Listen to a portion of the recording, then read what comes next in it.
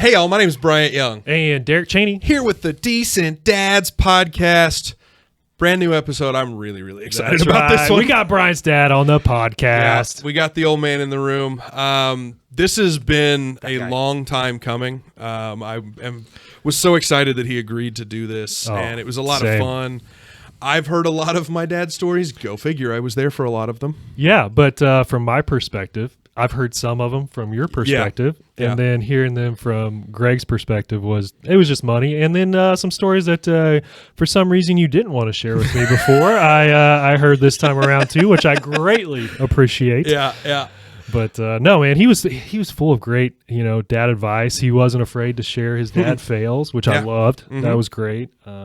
But man, great episode. Yeah, the man's full of wisdom. I think you guys will get something from this, and he's the only guy who's been here more episodes than Derek and I. So That's right. I think you guys will like this one. I think we jump right into this. Let's do it. All right, Decent Dads podcast. Here we go.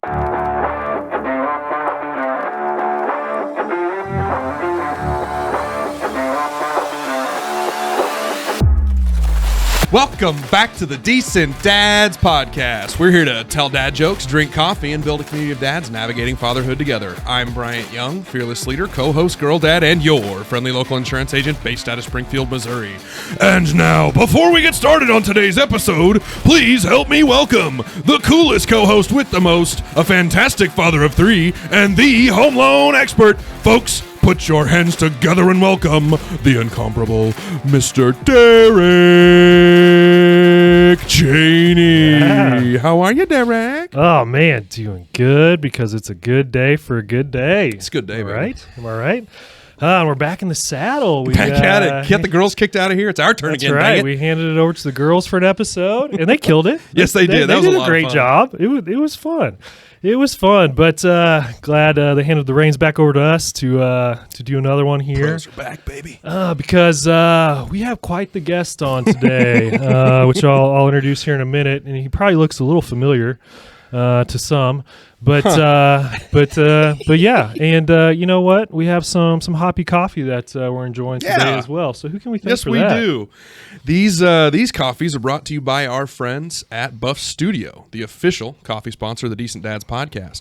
Buff Studio is a full-service architecture, engineering, and design firm with offices in Bentonville, Arkansas, and Springfield, Missouri. Learn more at buffstudio.co. Buff Studio, thank you for your support of the podcast and Decent Dads everywhere. Buff Studio, be a buffalo. That's Cheers. right. That's right.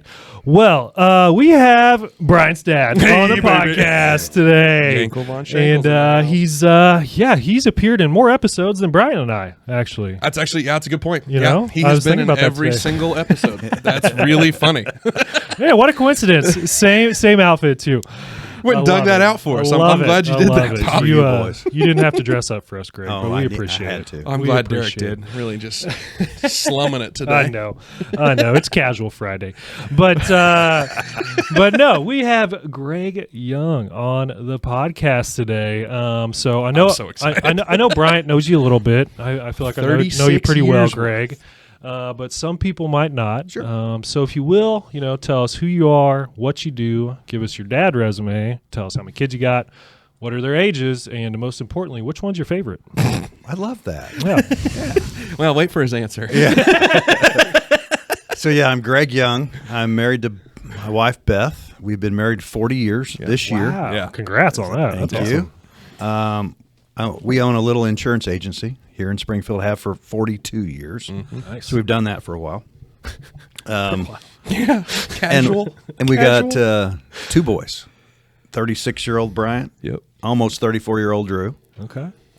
Bryant works in the business with us. Yep. And Drew is an ophthalmologist here in Springfield. Nice. He's married. He and Shelley, and they just live about a mile and a half that way. Yep. Bryant lives a mile from our house, and my mom lives a mile and a half. So we're in It's a perfect little triangle. 1.5 mile triangle here in town. Well done. We are very fortunate for that. Yeah. What else did he say? I'd like you to tell him which one's your favorite. Oh, Elsie. I thought that answer was coming. Well said. Well said. It works. I love it. By the way, Elsie's my granddaughter. So. She is pretty great. My boys love her too. Oh, so. God. She loves the boys. And she loves Pop. So let's talk about the first thing that we talk about in every episode, and we kind of talk about this a little bit ahead of time. Sure. Whether your kids are 2, 22, 42, they're probably still having tantrums. And so I'm particularly interested to hear your answer to, have you been dealing with any tantrums, or do you have any fun ones that you'd like to talk about? Sure, I got a couple. As a matter of fact, I'm just going to sit back now. So one of them is a granddaughter story. Yeah. Okay. Perfect. Don't give me any of those. No. So the boys, I couldn't think of a lot of tantrums recently with the boys, but Sure. But Elsie stayed at the house a couple weeks ago on a Friday night, Saturday night. I can't remember which one. Anyway, we were having the grand time, having fun.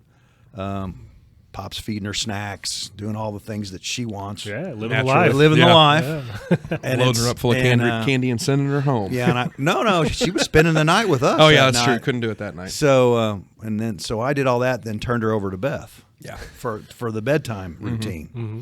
Oh, Elsie was having none of it. Uh-oh. I mean, I've actually not seen her go quite this ballistic ever. And it was just because and it was she didn't want to get in the bath, which she loves. She didn't want to read, which she loves. Mm-hmm. She didn't want to put her jammies on, which she normally, that's no big deal.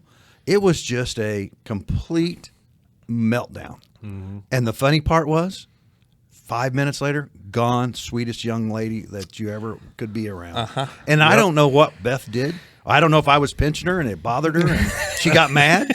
But whatever it was and whatever Beth did, switched it off, got her, all set up, and out she went. Yeah. Yeah. So, I mean, I don't know why, but it is what it is. Oh, So that's my younger one. Now, Okay. the older one is really, it's not the boys, it's me. It was me. All right. We've had some dad tantrums. So it was a dad tantrum. Yeah. So, and this one's drug induced. So you guys will appreciate. I like where this is going already. You will appreciate sitting this. here going, what is he talking about? So a couple of years ago, I had knee surgery. Okay. Mm-hmm.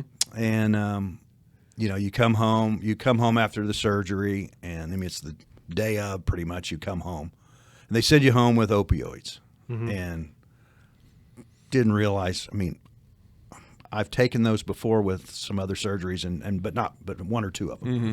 Well, these I had to take quite a few more since they'd cut my leg off and put it back on to replace my knee. Which Detach is and basically detach. what they do with that. Yeah. So I'm on this Oxy or whatever it is, and for a couple of days, and I feel like I'm clear-headed, completely no problem, no big deal. Great. Oh, are you good to go, sir? I asked Beth, take me to work, take me to the office. I need to get to my desk, and I'm gonna be there for a little while. Yeah. So on the drive over there, my wife went one direction, and I told her she should have gone the other. And I didn't just tell her; I chastised her for not. How dare you? And I didn't realize what I was doing as I was doing it. So we get to the office, and I get back in my office, and I can't even remember what I said or how I said it. Mm-hmm. But I got in his kitchen. Yeah. And I don't remember why, but I did. It was a nothing burger, but anyway, I mean, and still thought, I don't know what's wrong with these guys. I mean, what's wrong with them? So finally, Beth ushered me out, made me go home, and said, "You're done. Yeah. Until you're off these drugs, you're not leaving this house." Yeah. So I had to then do that, and a few days later, once I got a clear mind, I had to go back and apologize to Bryant, to the office. It was a tantrum. To Beth, hopefully. Oh, well, that was a given. Yeah. It was inevitable, and it happened immediately, and multiple times, over and over again. But yeah, that was the tantrum that we had to deal with. It was mine. Nice. At least it's not like 100% on you. You got something to blame a little bit there. What he's not saying is we also had to take his cell phone away from him because he's like, I can read my work emails. Stop it. Stay out of there. Stop it. Yeah, that's please true. don't reply to any. But it's pretty. And he didn't, fortunately. Pretty amazing what those drugs do to your mind. Boy. Oh my God. And I didn't even know what it had done to my mind. Oh, That yeah, was the for worst sure. part. Yeah. Not at all. Yeah.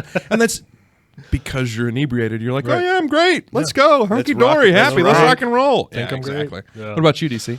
Oh man, well, I love how my wife called me out on the last episode. How I never mentioned Lily tantrums, and I'm like, because she's such a sweetheart, she doesn't have tantrums. She's an infant. The only tantrum she has is whenever she's hungry or she shit her pants. Like I have a tantrum too when I shit my pants. Like I get it. I'm doing that right now. So I just wanted to clear that up real fast. But no, kind of got one with each of the boys there. And it sounds like Liam's was like very similar to Elsie's, what he was talking about there. We've kind of noticed like each time he hits like a developmental stage and is going through that, he just gets really emotional for like short spurts, like you're talking about. I think just because so much is going on in his little mind and stuff, you could just say something the wrong way or look at him the wrong way, and it's a meltdown. And then, like you said, 5 minutes later, he's fine. Yeah. Yep. But Brody, this kid's going to be the death of me. And I mentioned a tantrum like this, I think, just a couple episodes ago. And so it's funny that I'm bringing it back up again. But again, we're in the front yard, and I'm working out there, and the boys are just playing in the driveway. Our driveway's kind of at a slant, so they like to like ride their bikes and ride their wagon down the driveway into the cul-de-sac. And so they were doing that, and then it turned into Liam's riding the wagon, and Brody's racing them on foot to see, who can get down there the fastest, whatever. And so they're just doing it. And one time they go down there, they're barely in the cul-de-sac, and I'm like, all right, boys, turn around, come back in the driveway, And so Liam, the rule follower, turns around, heads right back. Brody takes a few more steps out into the cul-de-sac, and I'm like, nope, Brody, like, hey, get back up here, And he takes a few more steps and then just gets that shit-eating grin on his face and turns around and just looks at me. And I tell him, I'm like, Brody, don't do it. If you do it, you're going inside and staying inside, dude. As soon as I said that, boom, he takes off. Dead run. Runs across the cul-de-sac. Luckily, this time I was much more prepared than last time and had shoes on. And luckily, too, his pants that he was wearing was a little too big, so they fall down as he's running, which trips him up in the neighbor's yard. So he only got a couple yards away before I caught up to him, carried him in, put him inside, and told him he had to stay there, told Allie he had to stay inside, and that was when the meltdown occurred. But I was like, man, you got to learn, like you can't keep doing this. So. Wow. Does that sound at all familiar? Rule follower, older son, hellion, younger son? In our house? Well, when we were little kids. Once I got a little older, the rules kind of went out the window. But when I was a little kid, I was scared of everything that was authoritarian. I think both of you were rule followers when you're little. Well, that's fair. That Yeah, must be fair. nice. Well, so speaking of rules, the agency bought a new truck, and I'm driving it as my daily driver now. Mm-hmm. But that means I've got a new vehicle, and this is the first time Elsie has been in a new vehicle, and Elsie destroys vehicles. Yeah. With snacks and with toys and with drinks and with jackets and with socks and whatever. Yep. So with the new truck comes new rules. One of those rules being no eating in the truck. It's a good rule. Holy shit, has that because what used to be at the end of every single day, like on the ride home from school, we would have a little snickety snack that would come out of the glove box or whatever. I gotta figure something out, fellas, because holy shit, you would think I was actually like trying to twist off her pinky toe or something. I want snacks. I want chips. I want gummies. I want chips. I want gummies. It's like, dude, chill. We're going home. It takes 5 minutes to get home. Just let me get home, and then we'll do it. It's the longest 5 minutes of their lives. Oh my god, dude! And it's almost every single day now, to the point where I have to try and distract her, catch it ahead of time with like, oh, hey, how about we listen to XYZ song? Or did you see the car over there? And just try and get her distracted, deflect the mental jujitsu or mental whatever that you do. But yeah, it's constant. But she's already starting to work Pop on this deal too. Oh. So she said the other day, it was Tuesday, when he came to pick her up. He goes, Pop, can we put some popcorn in a baggie and I can take it with me? Instead, because normally what I would send her out with is some Cheez-Its or some pretzels and just put it in her hand and she'd go about it. So she knows what she's learning. not. Yeah. She asked for them in a baggie. Yeah. Pop, can you put those in a baggie? That's just so she can get more. Well, that little column A, little column B. In her little mind, it's sealed, so it shouldn't be in trouble with Dad. Yeah. It's a sealed So bag. Yeah, there you go. God, that's hilarious. I didn't realize that. That's Oh, yeah. awesome. Absolutely. That's funny. That's funny. Well, Greg, the next thing we always ask everybody is, what's a good dad hack? Dad hack alert! That maybe you utilize with your boys or even with Elsie, or maybe some good dad advice that you want to bestow on us and some other dads. That's a good one. I think what we have to think about is consistency as far as a dad is concerned. Being consistent and when you say something, you follow through with it.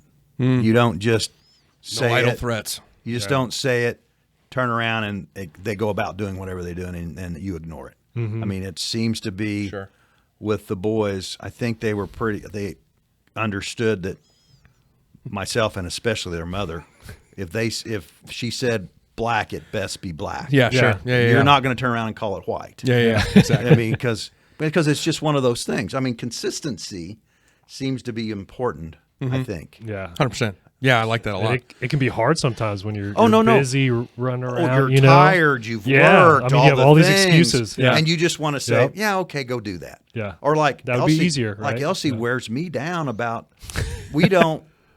she doesn't watch a lot of TV at our house. We've just chosen for it not to be, but she will ask me when I get home at 4:00 on a Tuesday, she will ask me a solid 30 minutes, 100 times, can I watch a movie? Can I watch a movie? Hey, Pop, can I watch a movie? Well, if I'd say, Pop, can I watch a movie? And I say, well, let's go get a snack. Well, after I eat a snack, can I watch a movie? Well, and as she started doing that, she's actually learned like the puppy dog eyes, put her fists under her chest or under her chin. She doesn't have to be yet. And she'll stick her bottom lip out and stuff. Jesus. No, our boys haven't learned that trick yet, luckily. But she started doing that to me.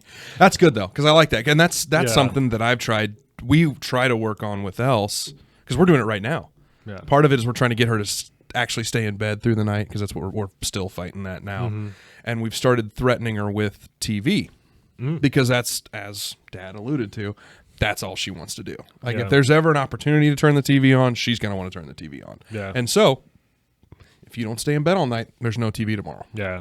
And it's made the evenings a little harder when you need a split second to yourself to like maybe cook dinner, when it was just me and Elsie here this evening. Yeah. So I made burgers, and you can see the destruction in the kitchen right now because Elsie was here and Liv was with Mom doing the thing in Branson. Right. And so there's a tornado that has gone off in our kitchen because I couldn't distract Elsie with TV. Yeah. So did you have anything else, Pop? I didn't want to cut you off. Oh, no, you didn't. No, Okay. I think that was the main thing. Nice. Okay. Sticking to your guns. Yeah. So mine, I heard a quote. We were talking about TikTok and social media and stuff, and I saw this quote scroll by, and it's it's Jocko Willink, Yeah. Yeah. Okay. who's like an ex-military, not ex-military. He retired military, and he's a business coach, and he's an efficiency coach, and he's all these different things. And somebody asked him about like, what's your best piece of dad advice? And I was like, all right, I'm going to perk up and listen to this. And he said, well, one, I hate these like one-off, like what's the best piece? I hate those kind of platitudes. But he said, and I wrote it down verbatim because I thought it was so good, your kids are not going to be who you want them to be. They're going to be who they are. And the harder you try to force them to become what it is you want them to become, the more likely you are going to get resistance and maybe even rebellion. And I really needed to hear that, because in my head, I have all these ideas of what I want Elsie to be. Right. I want Elsie to do, how I want her to behave, Right. I can help guide her. You know, I keep having this mental picture of bumpers on a bowling lane. I'm going to give her boundaries, but as long as we can keep her inside the lane, That's I needed right? to hear that. Yeah. I needed to hear that's like, hey, you can't make your kid who you want them to be. And the harder you try to force them into that, the harder it's going to be later in life. And I thought that was You can solid. just prepare them the best you can, Exactly. and love them, Yeah. and hope what works, because bad things happen to good people. 100%. I mean, it just happens. Yeah. So No doubt. Isn't that the fun thing about being a parent, which we've talked about several times? It's like you think you're doing the right thing, but you don't really know till 15, 20 years. Absolutely. Yeah. There's a lot of things that, like facing you got to face the consequences from your actions. And you have to be able, again, to set that out and say, this is what you do this, then this is going to happen. Yeah. And if you have to understand that you're going to have to face that consequence. Sure. Yeah. And Bryant's had to face a lot of consequences. What?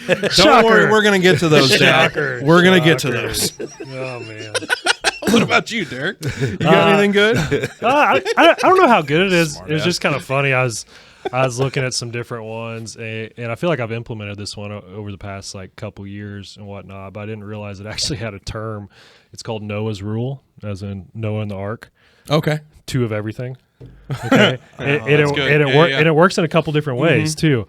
So if you have multiple kids, always get 2 snacks, 2 waters, 2 toy, whatever it is, because the other one's always going to want what the other one has, right? Sure. And so And now you got to get 3. yeah, yeah. But so that's kind of one aspect of it, and the other aspect of it is from a parental standpoint of.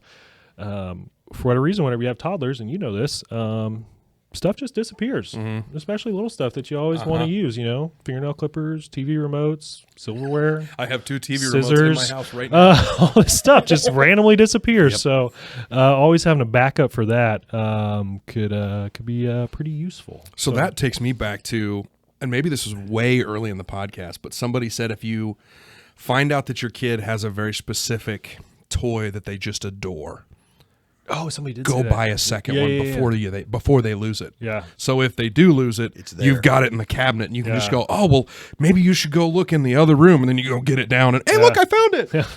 Well, we did that with Liam's blanket that he always carried around. I remember that. We Yeah. cut it in halves, and so that he has 2 of them just for that in case we lost one. Totally.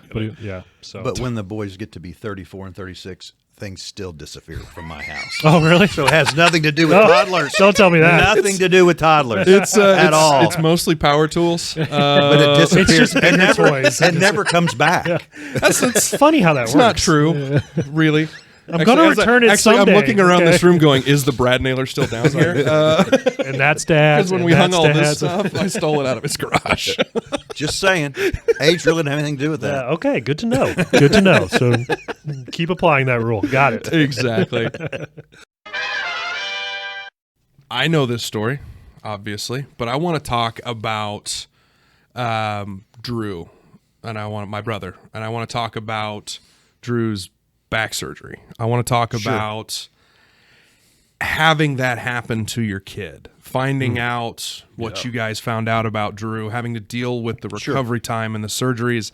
I wondered if you could share the story a little bit and talk about it through the lens of Absolutely. Dad, this is my son, this is my kid that this is happening to. Well, your list had some prompts about what to talk about. Yeah. And this was under the hardest. Yeah, absolutely. The hardest thing I dealt with as a father, parent, and a father. Sure. So Drew was in 7th grade, and he just played 7th grade football. And to back that up a little bit, Drew was extremely fast. Yeah. I mean, he was stud. He was a smaller kid, but he was unbelievably fast. So he played football and was a running back and blah, blah, blah. And you know how 7th grade football is. It's kind of like the scrum of soccer. It's not real football. It's not real football, but yeah. he tried. So he finished that up, and he was rolling into basketball because we had played basketball for years. And basketball was his sport. And that was his sport. So of course I did. I went to the first few practices, and I'm sitting on the sidelines, and it gets to the end of practice, and they're running lines. And Drew, being one of the fastest kids, you would expect if you're running lines that he would have lapped the field. Right, sure. Well, the center beat him down the court and beat him in lines. And, of course, I am just upset and Typical mad. dad. Yeah. Came unglued. Just say it. Say it like it is. Yeah, I Came got unglued. him in the car and said, I cannot believe that you would let a center beat you down. I mean, just berated him. Yeah. I mean, that's not one of my finest hours by sure. any means. So we get home. Didn't know what you didn't know. Right. We get home, and he's getting a snack. He goes, man, my back hurts. I'm like, yeah, it's just because you're not working hard enough. That is a dad line if I've ever heard. So he gets up the next morning, he goes to school and goes to practice. I go to the next practice, same thing. He gets beat down the floor. And he gets up the next morning, and I do the same berating, unfortunately. He gets up the next morning. He comes down, and he's like, my back is killing me. I'm like, oh, really? Just go to school. You're fine. Yeah. So the next morning he comes down, and he's crying. Oh, damn. And his back he's in so much pain that he's crying. Now, remember, he's in 7th grade. So we go to his pediatrician immediately, and he's like, well, he said, this is really outside of my ability as a family practitioner, pediatrician. Long story short, he had a disease called spondylolisthesis, which means that L5 was sitting on the sacrum and it slipped off and was pulling on a spinal cord. Oh, Pinched it. Yeah. Think about like It was tube. this and pull. It was falling into his abdomen and was pulling the spinal cord. And the doc that we finally saw was in St. Louis, and he wrote the book on how to fix this. And he told us that Drew was one hit away in football from being paralyzed. Oh, shit. And so how bad it was. So we ended up having the surgery done in St. Louis because Springfield did not have a pediatric orthopedic surgeon. So they referred us to Barnes, and we went to Children's Hospital, which, by the way, was an incredible experience there. It's an unbelievable place. Drew had a face-down surgery on his back that was like 8 or 10 hours. Dang. His mom and I were sitting in a waiting room for that time frame, just flipping out. Yeah. Just, complete. Came through that. It was a lot of pain. He was supposed to have the front side surgery. They go in from the back, do something, go in from the front, do something different on the front side. And he was supposed to have that surgery, and that was supposed to be in a few weeks or maybe less than that. And he was in such pain that it was a few months before we had to come home. Dang. And then go back. They pulled bone off his hip to graft. So they straightened him up on the first surgery, pulled bone off his hip, ground it off his hip for the second surgery, and then went and grafted it in on the back for the third one. And so he was down. He was down for a year. Yeah. I mean, he Rightfully so. He was he had a hospital bed on the first floor because our bedrooms were on the second floor. The dining room. Yeah, there's So a he was in the dining. He room. was in the dining wow. room. And he did homeschooling basically for that 8th grade year, I guess it was. Yeah. Didn't get to play any sports, Sure, which was yeah. killing him. But he ended up, the surgery was successful. He ended up playing tennis in high school. Yeah. He didn't play basketball. It just was, his mobility was not there. And it wasn't like he was a great tennis player, but he got to play a sport. Right. Yeah. So Sure. it was by far the hardest year of our lives as far as Beth and I were concerned. Because you look at your son laying there and you want to trade places right then and there. Oh, yeah. Right then and there. Yeah. And it wasn't a thing we could do about it. Yeah. Yeah. I can't even imagine because I know like our boys have had to get like stitches before. Yeah. And just seeing them in that pain, Right. breaks your heart. I can't imagine something to that extent where it's just day after day after day after day. Like, oh. So, of course, typical really great dad hack that you were talking about was the night before his surgery.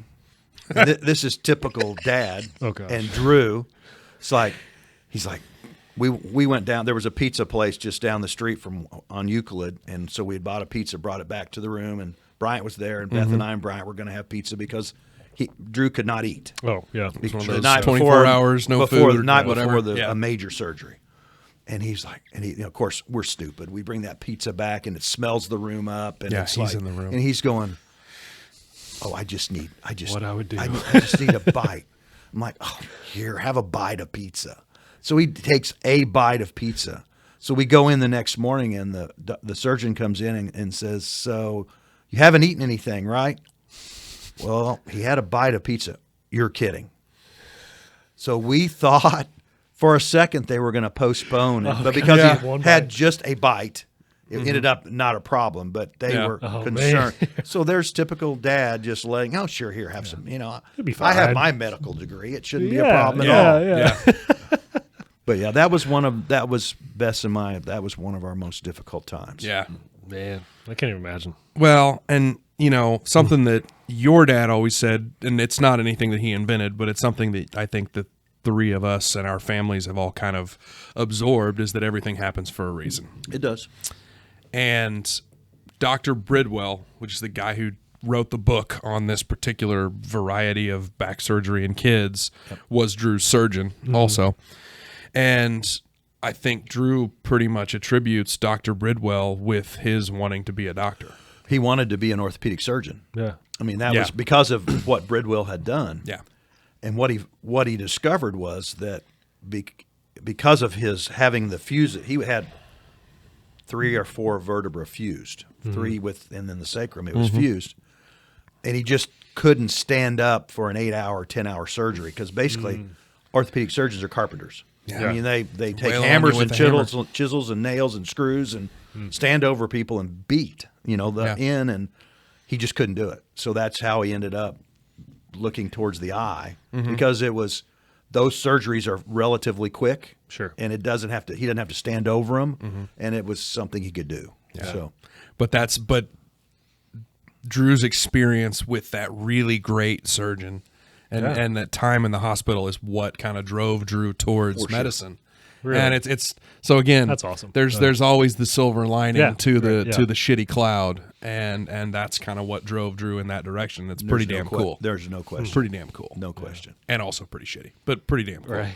Well, and it also created kind of some weird dynamics when little brother got to high school too. Yeah. Because, it's nobody picks on my brother but me kind of mentality. Right. Well, it was driven into hyperdrive when I had a little brother who was like 12 to 18 months after a pretty gigantic series of surgeries. So he got messed with one time. Yeah. And then me and 3 linemen went and had a conversation with the person that messed with him, and it never happened again. Yeah. Well, that's good. But again, it's one of those deals where it's like, nobody fucks with my little brother but me. That's my job. I mess with him. But yeah, that was very much and a Lord, did you mess with him? Shit. Yeah, we did. Yeah, it was. Yeah, I spoke for the boy for a very long time. This is a giant surprise. And the part that we didn't even know about is Drew would, for his whole life, he got up early in the morning, and I never could understand why he'd get out of bed at 5:30 in the morning. I mean, he was up, ready to roll. Yeah. And it's like, it wasn't until a few years ago, I mean, just barely, that I found out why. And it's like, well, Dad, I had to get up early because that's the only time I could play our video games, because if Bryant was awake, I had to sit and watch him play. Oh, we couldn't play 2-player stuff. Such a he big was doing it. thing. He was doing it, and I couldn't even play. Oh, yeah. So to this day, he gets out of bed Seriously, early. Still. No kids. Hey, you established a good habit. That's what it is. You're welcome. Silver Drew. lining. You're welcome. Yeah, no, that's one of my great regrets is how shitty I was with my little brother. But hey, we'll talk about that later. Yeah, but speaking of difficult times, let's talk about your guys' work dynamic. Right, you guys work in the same. Oh yeah, nice. Okay. Same office, right. Probably less than 10 feet apart, if I had to guess. Yeah. There. Yeah. So, and it gets through a toilet. through a toilet. It gets way more intimate when there's a shitter between us. It's super weird. Heard some good stories on that today. But no, Greg. Like, I want to hear your perspective of that, because, where do you draw the line? I guess because it's like, at one point you're talking to Bryant as the dad, and then sometimes you have to talk to Bryant as his boss, right? So just kind of talk about your guys' work dynamic a little bit, and just kind of go from there. I think that is a very difficult thing. Yeah, I mean, you don't, and it's not a consciously difficult. It's just almost subconscious difficult. He and I we work together really well most of the time. Yeah. What I'm discovering is that he's smarter than I am when it comes to certain things. My abilities when it comes to automation and those things. So I've had to let go on a lot of things, which is very difficult for me to let go. Sure. Because I've done the same thing for so long and felt like it worked. And so it's almost, you almost feel attacked that I got to change that. I mean, I got to change. Really? I think it works. Like, no, maybe it doesn't. And to be honest with you, some of the things that Brian has implemented over the last several years have been incredible for our agency. Mm-hmm. Yeah. And so I think I talk to him pretty much the same way. Whether it's we're talking business or we're talking smack. Yeah. And I think I try to do it the same way. I mean, I can get serious, obviously. Sure. Yeah. But I still try to treat him as my son. Mm-hmm. Okay. We did have a little bit of a learning curve the first couple of years. Oh, yeah. But this is 12 years. This is 12 years down the road. And that's the kicker. It was very difficult the first few years. He didn't know jack shit. Right. No, I didn't. And he thought he did. Yeah. And that was also a problem. That was a problem. Yeah. Well, that was another question I wanted to ask you because I know Bryant, he's told me and mentioned on here a couple different times that he came to you asking for a job right out of college, I think it was. Yep. And you guys wouldn't hire him. Actually, it was Mom. It was Beth. Yeah. She's smarter than all of us. Correct. And she saw the dynamic that we needed, that we would not work well together until he figured out how to work for someone.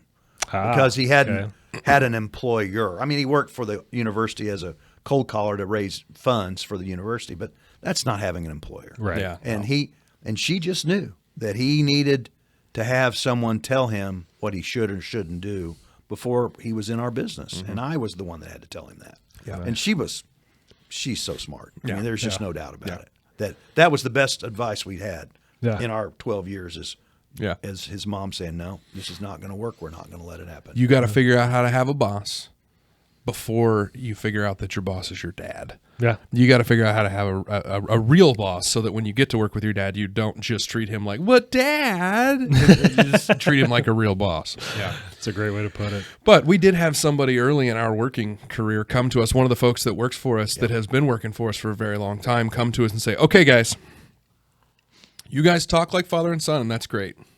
But you also get very loud when you disagree, and you guys have either got to close the door or leave the office because you're making people out here uncomfortable. And so we learned, because we are both very similar, the apple did not fall far from the tree in our mentality. Mm-hmm. Now, our skill sets are different, but the way in which we are stubborn and the way in which we are, I had this idea and it's got to be right because I had it. Right. And our volume. and so I come by it naturally. And so we both generally agreed where A and B were, but we didn't necessarily agree on how we were going to get there. Sure. And so I was going to turn left and then turn right, and he was going to turn right and then turn left.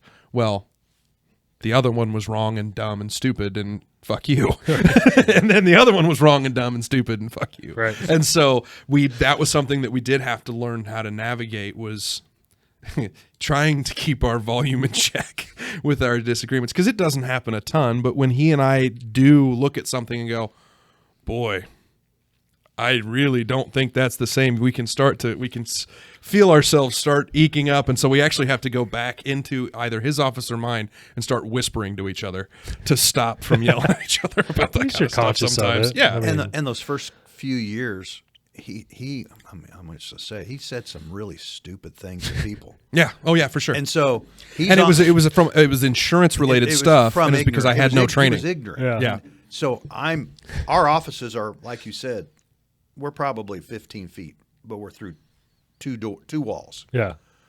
But for whatever reason, my voice carries, and I can hear him talk on the phone. Mm-hmm. So he'd be saying something, and I go, no, you can't do that. You got to say this. And no, you can't. No, it's this. No, it's this. And so you can hear me checking myself on the phone because Dad is correct. Wait, hold on. I think I said that wrong. But I was so concerned that we were giving out bad information that was going to come back and bite us in the tail. Sure. It's all warranted, to be clear. But it was, I'm not sure I would have done that to an employee with that manner. Oh, okay. I mean, I would have wanted to do it with an employee, but I would have had to take him to the side, sit down and say, look, blah, blah, blah. I felt comfortable, and I don't know whether he did or not getting it. Yeah, it didn't bother me. But I felt comfortable just yelling across the office saying, no, you got to say this. Wrong, do it again. Yeah. And exactly. And if you've noticed, I haven't done that in 5 years. Yeah, of course. No, I mean, because I don't need to anymore. Yeah, but it was. You've smartened up. Hey, we did it. Good job. So what about? So we talked a little bit about Else. Let's talk about Else some more. Sure. You raised sons. You had a sister, so you had a little bit of experience with girls, but not to the extent that we are getting it with Elsie now. Right. Can you talk a little bit about the difference between parenting and grandparenting, or like things that you hope that you teach her, or things that just kind of talking about grandparenting? Well, I'm just going to be the Disneyland grandpa. That's all there is to that. Go on. Yeah. Go on. Which just means when she comes to the house, she does anything she wants. And I'll turn anything over to her that she wants. Yeah. Where that's perfect. There's a college fund with your name on it then, pal. Didn't say there wasn't. That's funny. No, because it's one of those things where, you see, I learned a lot from you, and a lot of what I learned from you was by you telling stories. And a lot of it came from, I don't want you to make the same mistakes I've made. Right. And so, because we're in the same business, that's super helpful to me, because you can go, no, dumbass, don't do that, because here's what happens when you do that, because you've dealt with it firsthand. Right. I think right now she's so young that we're not to that point yet. Of course. I think this is outside the decent dad, but her grandmother is an incredible influence on her when she's at our house. Yeah. Because my wife, being such a teacher that she is, it is amazing. I just sat back and watch her with Elsie. She is so patient, and I don't have those patience. Me neither. I was watching her teach Elsie how to make pumpkin bread. And I've got a few videos of it. And, that's pretty sweet. And it's just like, do this, do that. And so Beth would scoop out the cinnamon, and Elsie would grab her hand and turn her hand. She wasn't holding it, right? But Beth would say, Getting her "Okay, involved. now help me put. Okay, what are these? Oh, these are paddles. Okay, let's put the paddle on the mixer." And she would just, and I don't have that ability. Yeah, I try to show you how to do it, but I don't know that I can tell you how to tell do the story. Go on. Tell that exact story. There's how many of those do we have? How many iterations of with that? Like a boxcar or something? Well, we've got several of them. Probably the best one is Pinewood. the Pinewood Derby. There you go, Pinewood Derby. It rolls into the Pinewood Derby. Yeah. So I was never a Boy Scout. I was a Cub Scout for like 1 or 2 years, and I never got involved. I didn't get beyond that very deep into it. Sure. Yeah. So Bryant was a Cub Scout. Yeah. We were third grade. Yeah, Cub Scout, and we were going to do Pinewood Derby, and so his mom, wasn't she the den leader? Yeah. She was in charge of our little group. Beth was the den leader, and so it was time for Pinewood, and he's like, I want to do Pinewood. Okay, so we got the square. You get the little block of wood, and you got the axles and the wheels and weights, and I said, well, just tap him in, and I wasn't thinking about being competitive. I was just wanting him to put it together. So he puts it all together, paints it. It's the ugliest thing you've ever seen. It was cherry red, and it had DuPont stickers on it. Yeah, it was. But made it go real fast. The tires were about like this. Because the axles were in like that. They weren't in straight. So anyway, and bear in mind, this was our first year. So we'd never done it before. We'd never done this before. So he was DFL of the group. I was dead last, and he got finished, and he was crying. I mean, he was tears. so Absolutely upset pissed. that he got. And so I looked at him and said, "That'll never happen again." It's like, okay. And thus began the Young Dynasty. So then I got on, and this was back when getting on the internet was not just going to your way phone. harder. Yeah, it was way harder. It was a big So anyway, I found several websites. I ordered in how-tos. I ordered in different axles, different wheels, different weights. And all the graphite. It was time for the next year. So I'm like, he wanted to get in. I was like, wait a minute, let me show you this. And so I do this, and I was like, now wait a minute, let me show you this. We're going to drill. I'll drill this, and it's like, okay. And he went, well, can I? No, hang on, let me show you how we're going to. And so I put the car together, and he had to stand there and watch. Right. I'm not sure. I may have let him paint it. You did. I got to paint it. That was it. Yeah. But he and did sand. I did the sanding too. But we just blew everybody away. Yeah. And for how many years running? 3 years or me and then Drew. And then after. So there was like 5 years where we were on the pedestal every single year. Nice. So then we got down to Drew, and he didn't even come down and help. I just made it. It was just Greg's project in the basement. But that was the worst because I took it. I was so competitive. Right. That I was going to, by God, he wasn't going to cry ever again because he was last. Mm-hmm. Right. So I'm going to do it. Yeah. I wouldn't let him tap in the axles or do anything with the graphite. So we had this little special box that had foam in it that we'd set it in and and we would carry it in so nothing happened to it. He was so serious, Derek. You should have seen it. It was so serious. I made a paint rack that you would paint. You would set it on to spray paint it. Oh yeah, this was intense, dude. It was serious. It was serious for me. Right. But it's also just kind of the way Dad taught. Yeah. Well, what did you win for winning this? Nothing. Bragging rights. I think we have trophies. Oh yeah, you got trophies. To be clear, we still have no tears. And no tears. And no tears. But that's something that we have learned now that we're all old enough to communicate to each other. The way he teaches is different than the way some of us learn. And by that, I mean, Dad's way of teaching a lot of time was, here, let me show you how to do this. Yeah. Or let me repeat myself 5 times, and surely the 5th time you'll know what I'm going to say the same words. I'll say it louder. Yeah. Right. Surely you're going to learn from when I say it louder. Right. But it's like, I mean, from that standpoint, too, it's like you see your kid in tears. So it's like it wasn't going to happen. Do you want to protect your kid or do you want them to learn? Or spoil them. I mean, or spoil it, right? Yeah. There was, I did not see any fault in that, to be clear. Yeah. But my dad taught the exact same way. So I can totally relate to this. Well, we even did that. I did that with baseball, basketball. I mean, it was watch me. Yeah. Watch me. Yep. Instead of giving them the fundamentals on how to do it, it's like, watch me. Yeah. Watch me. Well, I wasn't allowed to use power tools ever. Oh, that's the other thing. That's right. All this carpentry that I did. With your grandpa. I lived next door to my grandpa. Oh, okay.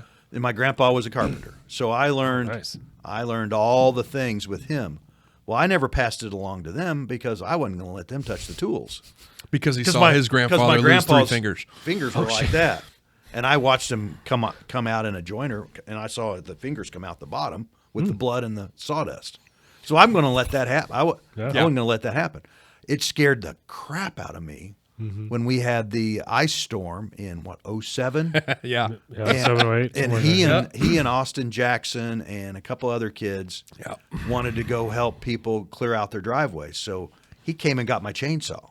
I mean, living with us, he came and got the chainsaw and was like, "Hey, we're gonna go clean out some people's driveways." I'm like, "Oh my God, he's gonna cut his leg off," because I could easily do it. Yeah, I know how bad of a piece of equipment that is. Yep.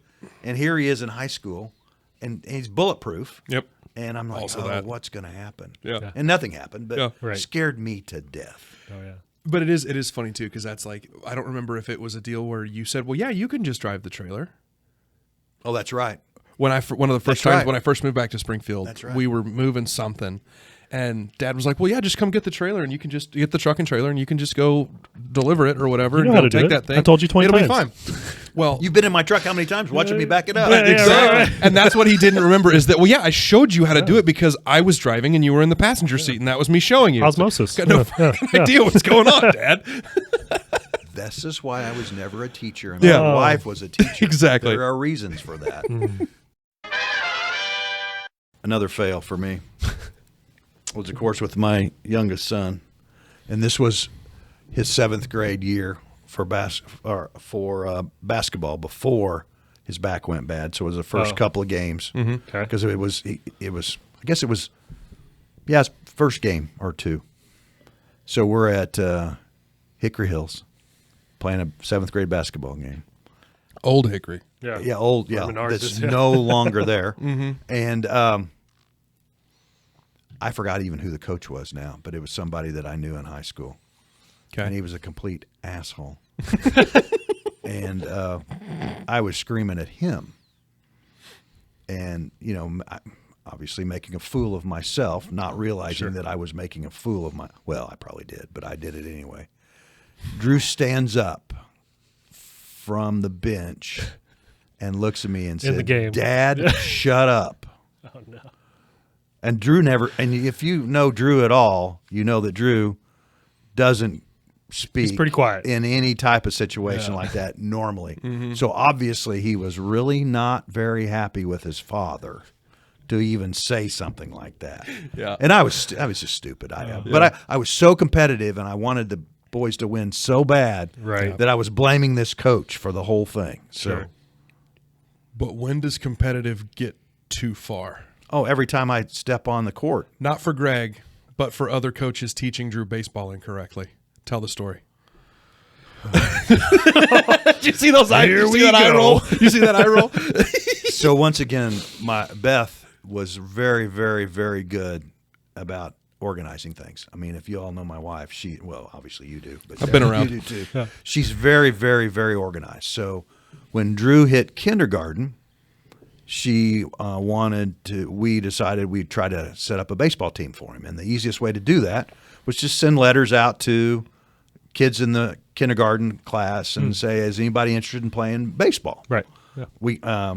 And I was already coaching Bryant's team with a buddy of mine, Steve Jackson. And so there wasn't any way I could coach both. I wasn't going to coach both boys. It was just too much. Sure. I just couldn't do it. So she got like 10 or 12 kids together. And one of the fathers said, hey, I've got one of my neighbors is an ex-major leaguer, minor leaguer, I should say. And, he would be a great coach. I'm like, okay. One would think, right? That sounds great. Well, ends up someone I knew from high school. Way back. And he would not have been someone I would have wanted to coach my kids, but that's okay. I was not in charge. Too late. Right. Yeah, so already happened. So I couldn't go to practices for Drew because they conflicted, and so I went to the first game. And Drew was playing third base, and he had a kid on first base that was a heck of an athlete. He ended up playing college. He was a college catcher, and so he's a heck of an athlete. So was Drew at that point. And so they went to the field. They were in the field. First kid. I mean, I think it was T-ball. Yeah, it was T-ball. It was. So the first kid hits a ground ball to Drew at third. Drew fields it, runs across the mound, and beats the kid to first base, and he's out. And I'm thinking, what did I just see? What the hell? So baseball? Something's wrong. You're supposed to throw. So, of course, in my demure voice, I'm like, Drew, what are you doing? Throw the ball. Next kid comes up, seriously. Next kid comes up. Ground ball to Drew, fields it, runs across the field, beats the kid to first base, 2 outs. Now, I am just standing on his head. I'm just a little bit upset about, they're kindergartens. We need to teach them the fundamentals. Right. Wouldn't the fundamentals be whether Drew threw it in the dirt, over the kid's head, or out into right field, he needed to try to throw the ball. Right. Didn't. Third batter, same exact thing. Kid hits it to Drew. He beats him across, 3 up, 3 down. Drew catches him and beats him to the first base. So Dad goes over to the bench. Through the chain link. Right. What are you I can see this doing? all happening. Why are you? He said, Dad, that's what the coach told me to do. I'm like, so this guy is more concerned about winning baseball for kindergartners, right? T-ball, for kindergartners, than to teach them the principles of the game and the fundamentals of the game. But we had to, and that was another thing that we told the boys: if you start something, you finish it. Yep. Right. I don't care if you hate every minute of it. I think that's so But important. if you started it, you're going to finish it. So we had to finish with that team. Yeah. We were finished with that after that season. Yeah. Well, the idea was you committed to your team. You're going to finish. Right. Yeah, and we've always been that way. I don't care what it was. If it was choir, if it was band, right, whatever it was. If you got started in it, you were going to stay in it until it was over. Yep. Period. Yeah. It's exactly how my parents were, and yeah, I appreciate that now. At the time, hated it. Oh yeah, but definitely appreciate it. Well, it builds some character too. You have to go do something you really don't want to do, but you end up having to do it. Yeah, it's real. Yeah. It is real. Yeah. Well, let's talk about some stupid shit that Bryant did, because Bryant always just wants to talk about all these great things that he's done, and he wasn't a problem child or didn't ever do anything never wrong. Said that. Never said he that. tried to say he never got caught. But that's not the That's truth also either. not true. But I know you have some good stories on him, Greg, of some learning moments for Bryant. So tell us a little bit about that. So let's okay. So I'm gonna buckle in here, fellas. So it's midnight at the Young household, and the phone rings. Hello, I'm asleep. Phone rings. Hello. Is this Mr. Young? Yes, it is. Well, this is the Greene County Sheriff, blah, blah, blah. And we have your son in the back of one of our vehicles, and we need you to come and get him. Like, so what's going on? Well, we are at whoever's So-and-so's house. So-and-so's house. Yeah. Over by Highland Springs, and we need you to come and get your son. Okay. Well, let's just say Dad's not very happy. Yeah. Getting out of bed at midnight. It was the middle of the night. And Really having to go wherever his son is because the Greene County Sheriff says he's in the back of his car. Yeah. I'm thinking all kinds of things, obviously. Yeah. So Beth goes with me because we don't know what we're getting into. So we get there, and we walk up, and there's Bryant sure shooting in the back of a Greene County Sheriff's vehicle. And I walk up and said, "Hey, my name is Greg Young. That's my son, Bryant." He goes, "Yes. Just want to tell you that your son is probably the most polite young man that I've ever been around." I'm like, "Oh, okay." So at least you had that going for you. So tell me why you're. I said, so why is he in the back of the car? Why is he? He's too polite. Well, this whole party looked like they've been drinking. And we are going to give him a minor in possession ticket. Because that was relatively new at the time, but that was the thing. Right. Yeah. So, needless to say, Dad was not very happy. So he was trying to apologize, and I told his mom, I said, "You better probably just get him away from me right now." Mm-hmm. So she puts him in the car, and I drive his new Mustang back to the house. How old were you at this? I was 17. 17. Okay. So I drove my first car for a year, and I worked a job and basically said, "Dad, if I put the down payment on the car and then split the car payments with you, can we get a new car?" That was an 05, the first year of the new year model of those Mustangs. Right.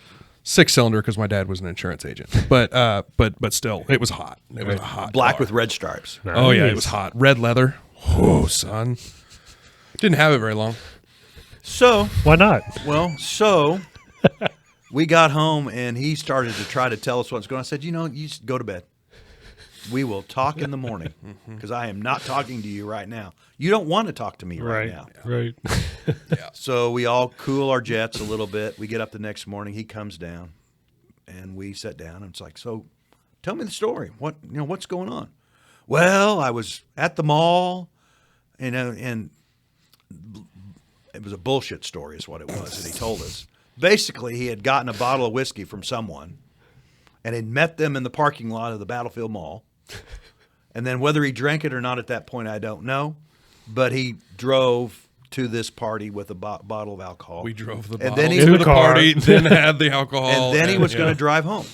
And that was inevitable. And being in the insurance business, we had discussed drinking and driving. Mm-hmm. I mean, forget about. I mean, I understand the safety issues and all that, but we talked about it from a dollars and cents standpoint. Yeah. About what could happen to you if you had this happen, and what injury you could cause, and what could happen to your life. Sure. And so anyway, when we sat down that morning, talked about it, and he admitted to what he had done and what was going on, and fessed up the whole thing. And basically, he was incredibly polite to the officers because he didn't run like everybody else did, and he just stood at the front door, with his hands behind his back like he would have in Scouts, and just waited for him to come to him.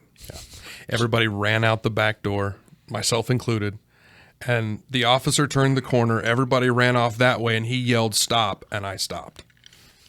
Were you the only one that got the MIP? No, I was not the only one that got the MIP. Because they tracked down some other Because they tracked down the rest yes. of them. But I was the dumbass and or the really polite one that just stopped. Yeah. So, needless to say, I was incredibly upset over the deal. Yeah. Sure. I was mad at him, Yeah, it was awful. mad at his decision-making process. Yeah, I said, stupid. okay, I told you no drinking and driving. And he wasn't. I mean, he didn't drink and drive, Right. but he was going to. Yeah. Right. Because he was going to have to get he was going to have to get The home. intent was there, yep. Yeah. So, it's like, okay, car sold. We're sorry, but we're getting rid of the car. So I took that car and took it up to 2104 East Sunshine, put it on the lot, A heavily trafficked Exactly, road. dude. And holy shit. and put a for sale sign on it. What he didn't understand was that I put the sticker price as the car. I put for sale, and I wrote the phone number, but then I also put what we were asking for, which was the sticker price of what we had paid several months ago. Sure. So obviously he didn't realize this, but obviously nobody was going to pay that price for it. So I set it in the parking lot with that sign, and it sat in that lot for a week. Oh, it was longer than or that. maybe a couple it was- weeks. It was a month plus. We had some parents call us and say, "Hey, thanks for doing that." It's like, what do you mean? Why we drove our son by there and to show them what could happen to them if they drank and drive. Yeah. Drank and drove. Yeah, that. Yeah, knew what you meant. You know what I mean? Yeah. So, so a month into it, it's like, okay. I just kept on. I called my parents and say, I'm going to bring Bryant's car over. They had a 3-car garage. I need to put Bryant's car in your garage for a while. Tell him it's sold. And I told him it was sold. He did. Fucker. Oh, that's pretty good. We Had me hook, line, and sinker. We talked about facing consequences for your actions. That's right. Right? 100%. Bring it all back. So and the only reason that we didn't go ahead and sell it, because that was really going to be the next thing. 100%. I got going to call Randy Voss and say, hey, just get whatever you can get for this. But the reason we didn't do it is Beth. And the reason was that she was having to drive him all over the freaking world because he was so involved in Just school. like Yeah, now, I yeah. did everything I could in high school. Yeah. So she's like, we got to get the car back to it. So we had a stern little talking to, and took him and said, oh, here's your car. Look what we found. We haven't sold your car. So whether he learned from that or not, I don't know. But that was one of those face the consequences for That was a your teaching actions. moment for sure. 100%. How many MIPs did you get after that? 0. Well, there you go. None. It worked. Don't. No, you can't. It's fine. I didn't get any of my piece. 21st birthday was a little different can of worms. You might want to ask him about his 21st birthday. He knows that story. Technically not a unfortunately. minor anymore. Yeah, I wasn't a minor anymore, so it was different. A few hours. Arkansas has different drinking laws. Have you told him about the 100-mile-an-hour speeding ticket? No, we don't even know about that one So either. That one There's all too. these stories. Of that. So, I need to hear. the Goodness. insurance agent's son didn't learn his lesson. Well, the ticket was a separate thing, but But here's the thing. The other two are not this one, but with a couple other things that he ran into some problems with. That he had to face the consequences on his own, and we told him, yep. we are not paying your way. Yeah. You get an attorney, you make these things go away, but I'm not paying. You figure it out. Well, like that. unfortunately, because of our people we know and people that he knew, the one ticket that he got, a speeding ticket, and it was a big one. He called one of our friends, The only attorney I knew to call. one like, of our hey, friends, and he was like prosecuting. He was buddies with the prosecutor in that. attorney in Christian County. Where I got the called him ticket. up and he said, "Yeah, we'll make it go away." It didn't even happen, and our buddy didn't even charge him. So that one that didn't work. But he made it go away. And then the deal that he had with the Arkansas thing, he got a hold of an attorney that was a fraternity brother and made it all go away and never cost him a dime. That's not true. You paid a fine. I paid through the nose. You paid for a that fine. One. I did pay through the nose for that one. But to your point, you did say, and this is a direct quote because I will never forget you looking me dead in the face and saying this to me when I had the 21st birthday drinking thing. Yeah. I come home. I ended up in the drunk tank after my 21st birthday and came home to Springfield from Fayetteville because I'd spent the weekend there. Mm-hmm. I sit down for and he said, birthday lunch. We need to talk. Well, but what did you do first? Set a beer down in front of me. It was my 21st. It was the Sunday after my 21st birthday. So Dad cracks a beer, sets it in front of me, and we're sitting around the kitchen table. Yeah. And I said, hey, we gotta have a talk. And I've only said, hey, we need to talk like 3 or 4 times in our life. Right. And so when I say that, he knows it's serious, right. Except for that one April Fool's Day. That's a good one too. But after I told him the story, he said, well, you're a grown-ass man. Deal with your shit like one. And that was all he said. It was you're going to pay your own way. You're going to figure it out. And so we had to figure it out. So that was another one where his mother was so upset with him, not because of that, but because she'd been trying to call him to wish him a happy birthday on the 21st That's birthday. The worst. No phone in the drunk tank. And he never answered. He never answered, and he never answered. And he showed up at the house. Yeah. So we should have known there was more of an issue than what we thought there was. Yeah. Yeah. But we didn't. Yep. So, yeah. But he did. He took care. I mean, he took on the responsibility and did it himself. Yeah. Well, and that started kind of a thing for me where I realized that, hey, you're an adult. You gotta act like one. Right. The time for this childish bullcrap is done, and your parents have set you up for this. You've got to be an adult. Mm-hmm. You got to lay off the bullshit. You got to be an adult now. Yep. So, all right. I do know of one story in particular that I just want to hear you tell, and so it's going to be through the lens of coaching, because this is something that we talk about with a lot of our guests is, will you coach your kids? You know, what are you going to do? But I already know how this story goes because you did coach your kids. Me. You should have coached Drew. Your talents were wasted on your unathletic son.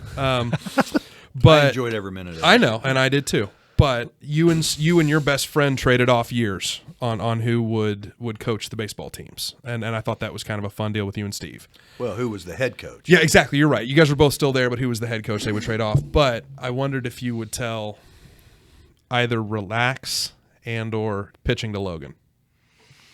Yeah. Yeah. And then we can go to dad jokes or something. But these are two that I want to talk about. Yeah. So my coaching ability is probably not very good. Okay. Just saying. Give him some credit. He was a stud athlete. So he knew how to do it. He just didn't necessarily know how to tell you to do it. It's going right back to what I talked about before. Yeah. Teaching them. Mm-hmm. Teaching versus doing. Telling, yeah. And again, if my wife had my athletic ability and had done it, she would have been so much better coaching the boys. Mm-hmm. But she didn't know anything about it. Right. Yeah. But we would be playing we were playing coach pitch. And the boys would get in the box, and you could just see they're going like this because they're afraid Steve's going to – because we would throw to our boys. Oh, okay. Yeah. So you were pitching to your own team. Right. So you get down on one knee, and you were pitching. So whoever was pitching then would be the opposite would be on a third base coach. Mm-hmm. So you have a pitcher and a third base coach.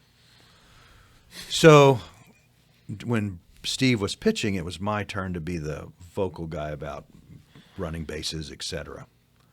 So the kids would be in there, and they're already scared. They're scared shitless because the ball is a live ball. This is right after first time having a T-ball, right? Yep. So you could just tell them they're just going like this. So what do? I yell, relax, relax. Top of his lungs. Right. Relax. So what do you think they did every time I did that? Right. Shit, even tighter. So I go home and Beth's like, do you know what you're doing? Do you know what you're doing? I'm like, that's great. What are you saying? What do you mean? Do you realize every time you yell relax, they like buckle at the knees and they grab the bat twice as hard? No, they don't. Yes, they do. And I had the hardest time keeping my mouth shut and yelling relax because I just wanted them to relax. It's no big deal. It was a command. All right. But it was worse than a command. So that was not very good. Coach pitch. So then we were coach pitching, and we had a pretty good sized kid that was a catcher, pretty good athlete. Ended up being a pretty good football player. Yeah, I played sports with him from 2nd grade until 12th grade, and he was he was an ideal catcher. He's just a big backstop. Mm-hmm. So was it? I don't know if I was pitching or Steve was pitching. You were. I was. Throw the ball and threw it low, and it bounced and hit him in the nuts. I mean, tipped off the bottom of his glove, hits him square in the side. Just nailed him. No cup. Ended up having to go to the hospital. Oh, it was that bad. That? It was that bad. Yeah. And we had talked to the boys about wearing cups. You know, you need to wear a cup because it's gonna hurt. Yeah. Well, he didn't, and his mother was so mad that they had to go to the hospital. Mad at you or mad at him? Both. A little of both. I think Laura was probably a little of both. And she was a nurse, so she knew that we have to go. Yeah. I don't think she was mad at us, but I think she was just mad at the situation. Sure. Yeah. But he didn't listen to us, and it's like, yeah, okay, well, I guess I'll drill you in the nuts, which I did, and I didn't. You know, it was. How old were we? 5th grade. Probably. Yeah. What did he say about why he wasn't wearing a cup? I forgot something about his too big. I can tell you, it's too big for it. That's exactly what he said. He said I'm Logan too big looked for my it. dad dead in the face and goes, "Greg, I can't find one that fits." He's in 5th grade. It's like, what are we talking about right now? I forgot that. I do forget. Greg, I can't find one that fits. Oh, I could not hold a straight face. Dude, holy crap! I forgot that. Yeah. Derek, I think we get to everybody's favorite part of the podcast. Oh, we have to. Does your dad know everybody's favorite part? He does. It's Dad Joke of the Week. Oh, yes, All it right, is. let's go, baby. Pop, I know you hate actual jokes like that. Yeah, I'm terrible at jokes. I'm terrible. You tell stories, you don't tell jokes, but I'm sure you have something. What do you got? Well, I guess it's how much does it cost to swim with a shark? An arm and a leg. Okay. I was like, wait a minute. I don't know what that one is. Yeah. That's pretty good, Pop. That is good. That's all I got. That's good. What about you, that DC? Good. Well, Brian mentioned this earlier, Greg, but you just bought him a new car. You suck. And it's got antlers on it. Yeah. And so you inspired me to buy a new car. Nice. Nice. So I went out and bought a brand new wooden car. Nice. It's got wooden wheels, wooden seats, wooden doors, wooden engine, and craziest thing about it, you wouldn't believe, wouldn't start. Oh my God, that's pretty good. That's really good. That's pretty good. I like that. I was sitting at the bar the other day, next to a pig, and he was drinking like 20 beers. This pig was drinking 20 beers. It was crazy. And I was like, man, you've drank like 20 beers and you haven't stood up to go to the bathroom or go do anything. He's like, yeah, no, it's fine. I'll just wee all the way home. God, you are the worst. Proud dad moment right there. Exactly. That is a very proud dad moment. No doubt. Wrap it up, DC. Oh, man. Well, we have to finish on the decent dad's motto, keeping the bar within reach. Yeah, no. And in all seriousness, we're here to build a community of dads, share stories like we did today, share, dad hacks, dad advice, and some solid dad jokes. We did good today. Yeah, we did all right. So if you have some that you want to share with us, be sure and let us know, and we'll share them as well, too. But we release 2 episodes a month. So be sure and check them out on Spotify, YouTube, Apple Podcasts as well. And be sure and go like and subscribe all the socials as well. Do all the social media stuff. Yeah. So I guess all we really have to say is way to go, decent dad. That's right. Great job, Part Greg. of the crew. Enjoyed it. That's right. Thanks, guys. Good job, buddy. Love you, Pop. Unless anybody else has anything else, I think we'll bring this thing to a close. I got anything? nothing. Yeah. You got anything? 0. Thanks, Pop. Appreciate you. Got it. We'll see you next time.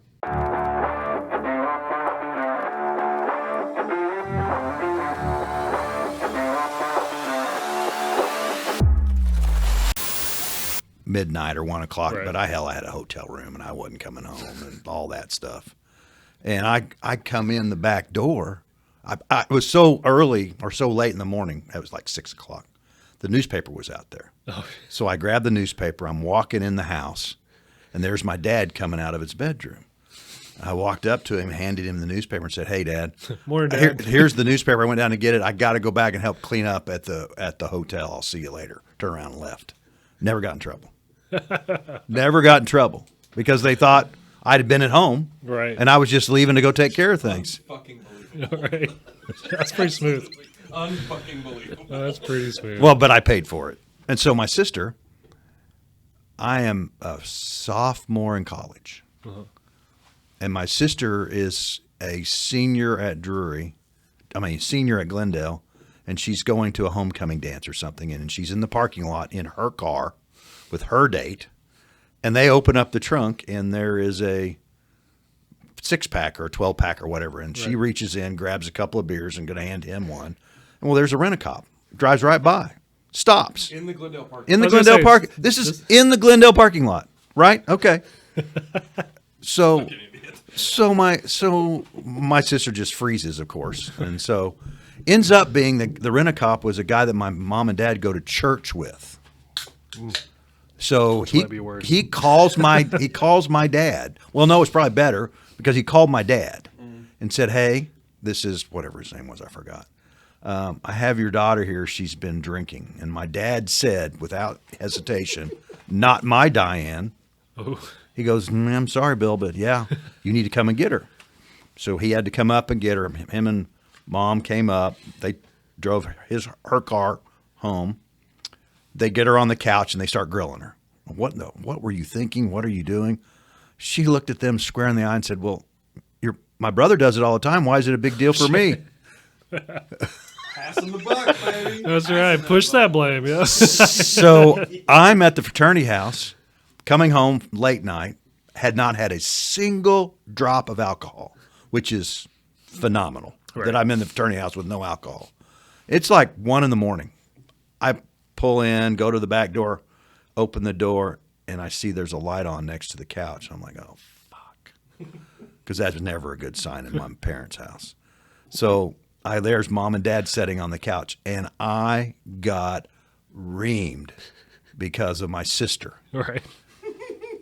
And thank God I was stone sober. Right. We're talking smell of breath.